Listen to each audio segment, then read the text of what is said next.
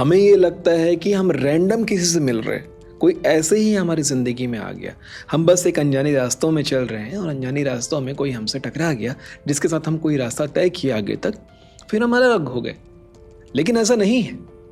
कोई भी इंसान रैंडमली आपकी ज़िंदगी में नहीं आता। वो आपकी ज़िंदगी में आ नहीं जाता, वो आपकी ज़िंदगी में लाया जाता है। आप यूं ही किसी से नहीं मिल जाते, आपको मिलवाया जाता है। नमस्ते है जी, मैं हूं मयंक धैर्यवान, आपका अपना हैप्पी वाला हीलर। साथियों, हम यहाँ हील करना सीखते हैं अपने रिश्तों को, क्योंकि रिश्ते ही वो पहलू होते हैं जो सुख या दुख देते हैं। और आप लोगों का एक रेगुलर सवाल रहता है कमेंट्स में कि जो मेरी लाइफ में आया है, क्या उसे मैंने चुना है? क्या वो यूं ही आ गया है, या उसे मेरी ज़िंदगी में भेजा गया है या लाया गया है? आज इन सारे सवालों का जवाब एकदम क्लियर मिल जाएगा आपको। कुछ भी कन्फ्यूज़न नहीं बचेगा, क्योंकि ये एक बुनियादी समझ है जो अंदर बैठ गई तो आपके रिश्ते के बहुत सारे प्रॉब्लम्स हील हो जाएंगे। अपने आप आपके बहुत सारे झगड़े सॉर्ट हो जाएंगे।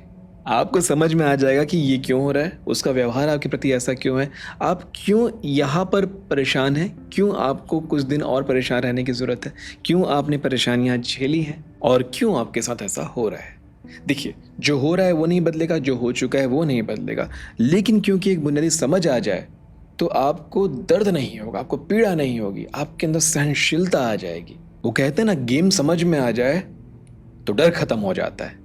और हमें दर्द या पीड़ा क्यों हो रही होती पता है? अनिश्चितता की वजह से, अनसर्टेनिटी की वजह से। आपको ये नहीं पता कि ये कब तक चलने वाला है, ये कब तक ये होगा, है ना।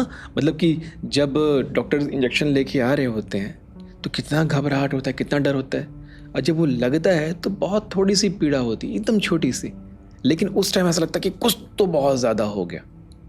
और जैसे ही ये बात समझ में आ जाए तो दूसरी या तीसरी बार जब आपको इंजेक्शन लगता है तो आपको वैसी पीड़ा नहीं होती।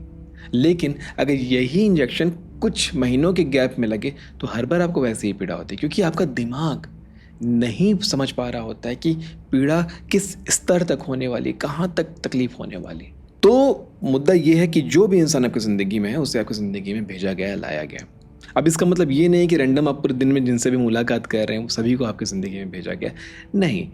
हाँ, लेकिन यहाँ पर जो आपके साथ काम कर रहे हैं, जो दूध वाला, सफाई वाला, ये सब कहीं ना कहीं आपके ही लिंक से जुड़े हुए हैं, कहीं ना कहीं आपके ही कर्मों से जुड़े हुए हैं।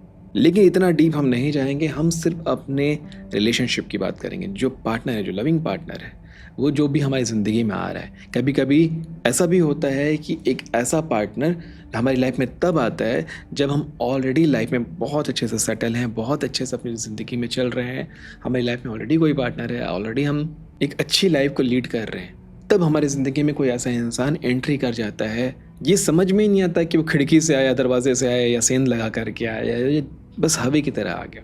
लेकिन जब वो आता है, हमारी ज़िंदगी पहले तो बेहद खूबसूरत होती है, बाद में थोड़ी तकलीफ़ होती है, और उसके बाद जाकर सरदर्द होता है, और फिर परेशानियाँ ही परेशानियाँ होती है।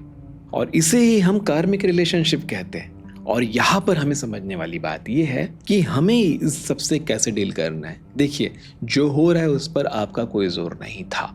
सबसे पहले तो अपने आप को माफ़ कर दीजिए, और अब जो भी हो रहा है उससे, जो टेक ऑफ हो चुका है ना, उससे लैंड भी आपको समझदारी से करना होगा।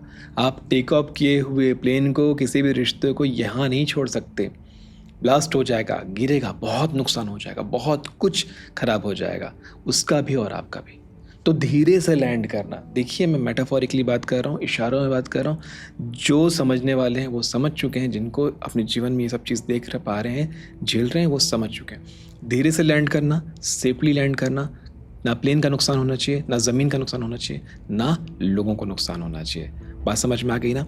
चलिए वापस आते हैं। जब हम जिंदगी में ओके हैं और हम किसी पार्टनर को चाहते हैं, तो यहाँ पे हमारे अंदर ना एक इच्छा होती है कि हमें ऐसा पार्टनर चाहिए, इस टाइप का पार्टनर चाहिए। हाँ, तो जो कि मैंने बताया कि आपकी ज़िंदगी में उसे भेजा गया है, तो दो रीज़न से भेजा गया है। या तो आपने वैसा कुछ मांगा, चाहे या अनचाहे, या फिर आपने कोई ऐसे कर्म किए जिसे चुकाना आपको बाकी है।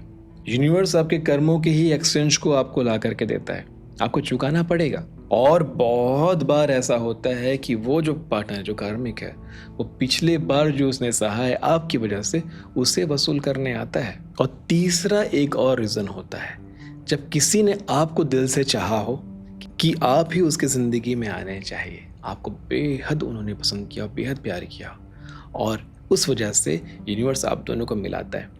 और ऐसे रिश्ते में ना आपको बहुत प्यार मिलता है। बहुत भाग्यशाली हो अगर किसी ने आपको मांगा, किसी भी कारण से, आपके रूप रंग की वजह से, आपके व्यवहार की वजह से, या जो भी रीज़न से किसी ने आपको चाहा हो और उसने यूनिवर्स से मांगा हो, तो यूनिवर्स तभी उसको वो चीज़ यानी कि आप देगा जब वो कोई ऐसा वादा कर देंगे। ये सारी चीज़ें बिना बोले होती है, ध्यान रखना। हृदय से निकली हुई वाइब्रेशन ही काफ़ी है। 1000 लाइन की प्रार्थना काम नहीं आती, लाखों लाइन के अफर्मेशन काम नहीं आते, और हृदय से निकली हुई प्रार्थना बिना शब्दों के मैनिफेस्ट हो जाती है, क्रिएट हो जाती है। तो इससे एक और बात समझ में आती है कि हम भी किसी ऐसे इंसान को अपनी ज़िंदगी में मांग सकते हैं, पा सकते हैं। यूनिवर्स हमें मिला देगा जिसे हम पसंद कर रहे हैं। तो उसके लिए एक बहुत अच्छा मेडिटेशन मैंने बनाया हुआ है। उस मेडिटेशन को अगर आप करते हैं तो आप उस वाइब्रेशन को फैला पाते हैं। बिना मेडिटेशन के भी हो जाएगा, लेकिन इससे आपको बहुत आसानी हो जाएगी कि कैसे आप अपने भीतर की वाइब्रेशन को फैलाएं, कैसे अपनी फ्रिक्वेंसी को उस फ्रिक्वेंसी में अलाइन कर लें, वाइब्रेट कर लें, जिससे वो आपकी तरफ आकर्षित हो जाए। यूनिवर्स आप दोनों को आपस में रेजोनेंस करा दे। तो अब आप समझ चुके हैं कि कौन कौन से रीज़न से यूनिवर्स आपसे किसी को मिलाता है, किसी को आपकी ज़िंदगी में पास लेके आता है। एक छोटी लाइन में फिर से समझ लेते हैं। पहला, जिसे आप चाहते हो, जिसे आप दिल से मांग रहे हो। दूसरा, जब कोई आपको दिल से मांग रहा है। तीसरा, जब आपके साथ किसी के कार्मिक बंधन बंधे हुए हैं, जिसे आपको चुकाना है या आपको वसूल करना है। तीनों ही केस में यूनिवर्स आपसे किसी को मिलाता है। ठीक है जी। तो अब आपकी ज़िंदगी में कुछ भी ऐसा चल रहा है जो आपको लगता है कि आपके साथ ऐसा नहीं होना चाहिए था, और आप बहुत कुछ सफ़र कर रहे हैं और रजिस्ट कर रहे हैं, बहुत ज़्यादा रजिस्ट कर रहे हैं। जितना आप रजिस्ट करेंगे, जितना आप रेजिस्टेंस क्रिएट करेंगे, उतना ही ये सफ़रिंग लंबा होता जाएगा। हमें लगता है कि हम कोशिश करेंगे तो ये ख़त्म हो जाएगा, नहीं होगा। आप इसे बस बहने दीजिए, इसे चलने दीजिए, बस आप उसमें बह जाइए। परमात्मा से प्रार्थना कीजिए। क्षमादान प्रार्थना बहुत ज़रूरी है। होओपोनोपोनो प्रेयर जो है, जो हमारे कर्मों को काट देता है, जो हमारे कर्मों को शुद्ध कर देता है, हमारी गलतियों के लिए माफ़ी कर देता है। जिस इंसान की वजह से आपको तकलीफ़ हो रही है, सबसे पहले उसे तो माफ़ करना ही है आपको। दूसरा, अकेले बैठ के, शांति से बैठ के उसकी आत्मा से माफ़ी मांगिए, उसके सोल से माफ़ी मांगिए, क्योंकि वो पागल नहीं है, वो खिसका हुआ नहीं है, वो बस आपसे चिढ़ रहा है। वो हर किसी से नहीं चिढ़ रहा है, वो सिर्फ आपको तकलीफ़ दे रहा है, वो हर किसी को तकलीफ़ नहीं दे रहा है। इसका साफ मतलब है, अगर आपकी ज़िंदगी में आपको तकलीफ़ हो रही है, इसका मतलब है कि आपके कर्म के फल ही आपको मिल रहे हैं। तो उसकी सोल से, उसकी आत्मा से प्रार्थना कीजिए, उसकी आत्मा से क्षमा मांगिए, और आप देखेंगे कुछ ही दिनों में उसका मन शांत होने लगा है। और यदि आप होओपोनोपोनो प्रेयर करते हैं, जिसमें I am sorry, please forgive me, thank you, I love you बोला जाता है, एक समय के बाद, कुछ ही समय के बाद वो आपसे प्रेम करने लगेगा, वो आपको प्रेम देने लगेगा। और यही सच है। सैकड़ों लोगों की ज़िंदगी बदली है, सैकड़ों लोगों की ज़िंदगी बदली जा चुकी है। मैं एक हीलर हूँ, मैं रोज़ लोगों से बात कर रहा हूँ, लोग अपनी कहानी रोज़ सुना रहे हैं, रोज़ लोगों के दुखों को मैं देख रहा हूँ। मैं जानता हूँ कि इतने बड़े ताले की चाबी बहुत छोटी सी ही है। तो करिए भाई, ठीक कर लीजिए, क्योंकि जब आपके रिश्ते अच्छे होते हैं ना, तो आपके आसपास भी खुशियाँ फैल रही होती हैं। ठीक है जी। आशा करता हूँ ये अध्याय भी आपको बहुत अच्छे से समझ में आया होगा। मिलते हैं आने वाले अध्यायों में। तब तक के लिए नमस्ते है जी।